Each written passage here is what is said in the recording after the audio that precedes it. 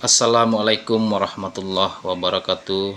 Salam sejahtera bagi kita semua. Selamat pagi yang terhormat Bapak dosen pengampu Dr. Laurentius Arliman Simbolon, SHMH MKN. Izin memperkenalkan diri. Nama saya Rahmat Hidayat, nomor induk mahasiswa 2410036000405.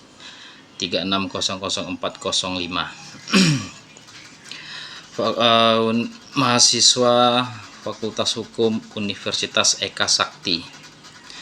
Video ini disusun untuk memenuhi tugas mata kuliah Sosiologi Hukum, sekaligus memperdalam pemahaman kita bersama tentang sistem hukum nasional.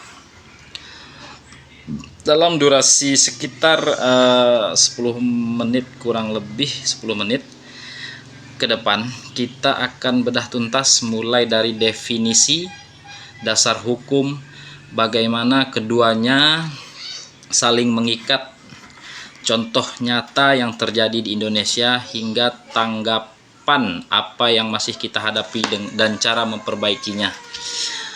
Mari kita simak dengan seksama. Sebelum masuk ke hubungannya, mari kita pahami dulu masing-masing konsepnya. Pertama, apa itu hukum?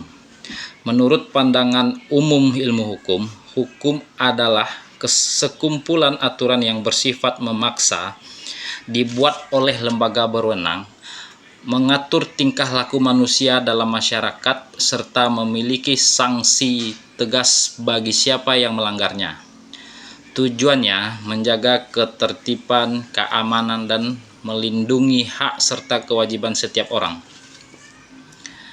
Kedua, apa itu keadilan sosial? Istilah ini tidak sama sekedar adil bagi satu orang. Keadilan sosial berarti kondisi di mana setiap warga negara, tanpa memandang suku, agama, ras, golongan, status ekonomi, jenis kelamin, maupun domisili, mendapatkan perlakuan yang setara, akses yang sama terhadap pelayanan dasar, kesempatan berkembang, serta menikmati hasil kemakmuran negara secara merata. Sederhananya, tidak ada yang berlebihan menguasai sumber daya, dan tidak ada yang tertinggal atau kekurangan haknya.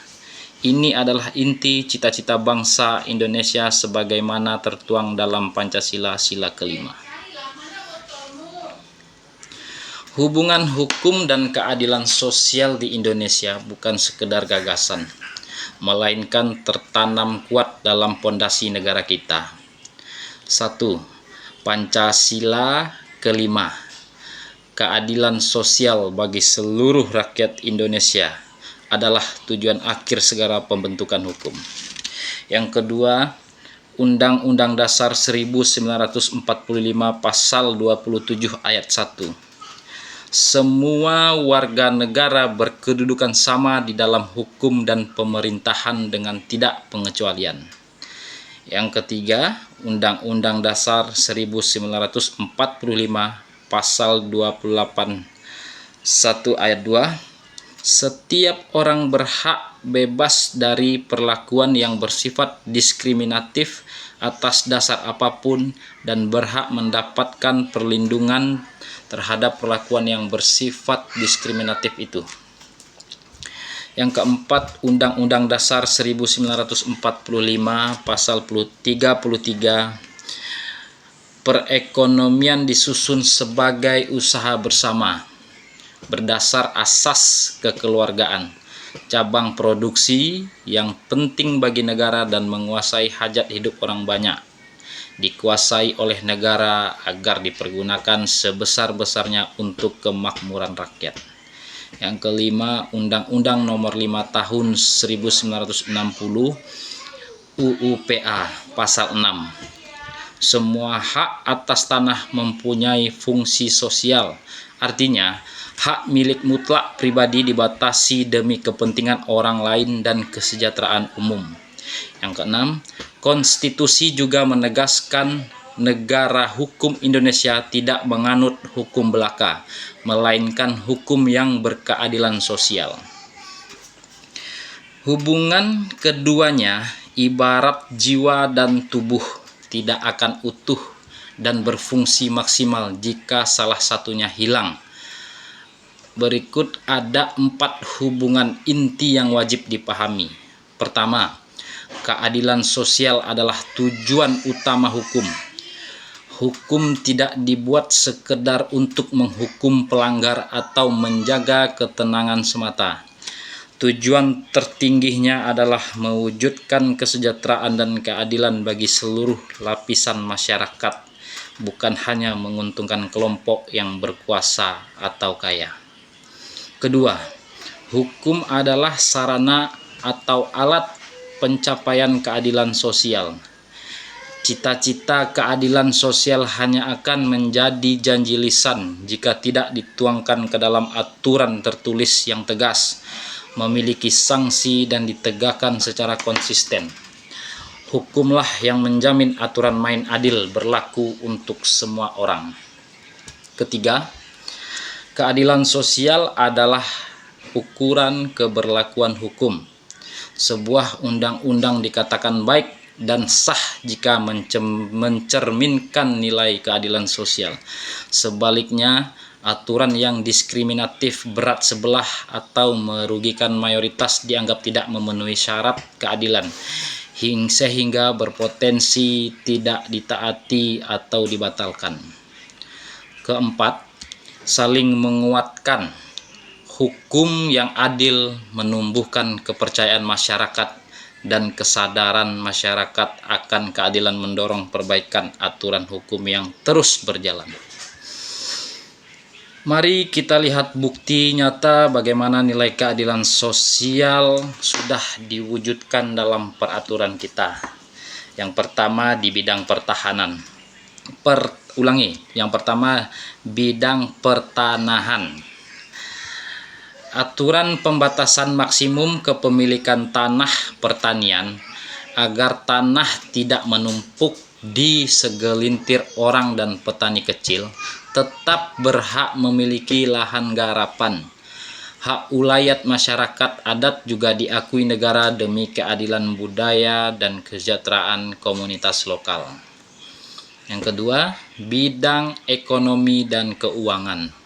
Sistem pajak progresif, semakin tinggi penghasilan seseorang, semakin besar persentase pajak yang disetorkan guna menyeimbangkan ketimpangan dan membiayai layanan publik bagi warga kurang mampu, serta aturan harga terkendali, kebutuhan pokok, dan perlindungan konsumen. Yang ketiga, bidang sosial dan perlindungan khusus. Berbagai undang-undang perlindungan, undang-undang TPKS, undang-undang perlindungan anak, undang-undang disabilitas, undang-undang masyarakat hukum adat, serta kebijakan pendidikan dan kesehatan gratis bagi warga miskin.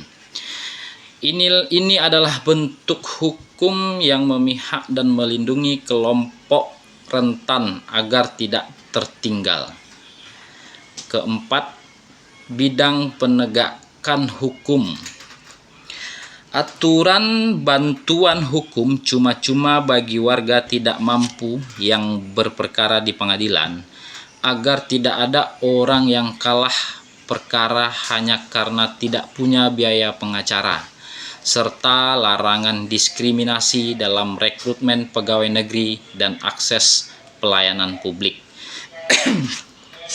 Sayangnya, dalam praktiknya masih banyak tantangan yang membuat hubungan keduanya belum berjalan sempurna. Masalahnya masih ditemukan aturan yang memihak kepentingan pengusaha atau pejabat, penegakan hukum yang terasa tumpul ke atas, tajam ke bawah. Pengambil